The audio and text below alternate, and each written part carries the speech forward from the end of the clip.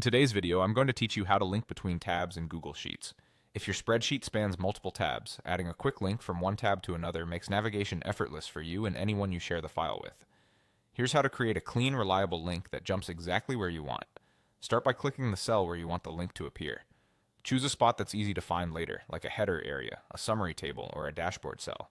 The text you place here will become the clickable label, so pick a cell that makes sense in your layout. Next, open the Link tool, go to the menu and choose Insert, then Link.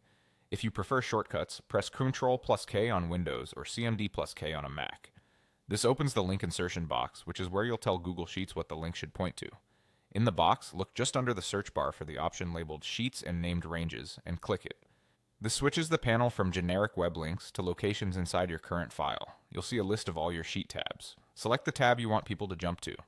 If you want the link to land on a specific spot within that tab, you can also specify a particular cell or a range, like A1 or B2D10. That way the link takes you directly to the most relevant area, not just the top left of the sheet. You'll notice a field called Text to Display. By default, Google Sheets fills this with the name of the sheet you selected. That works perfectly well, but you can change it to something more descriptive, like Go to Dashboard or View Monthly Summary. Clear, concise text helps others understand exactly what they're clicking. When everything looks right, click Apply. Your chosen cell is now a clickable link. Clicking it will take you straight to the Target tab, and if you specified a cell or range, it will scroll to that location. You can format the cell as you normally would, adjust the font, color, or borders to make the link stand out without affecting how it works. A few tips to keep things smooth.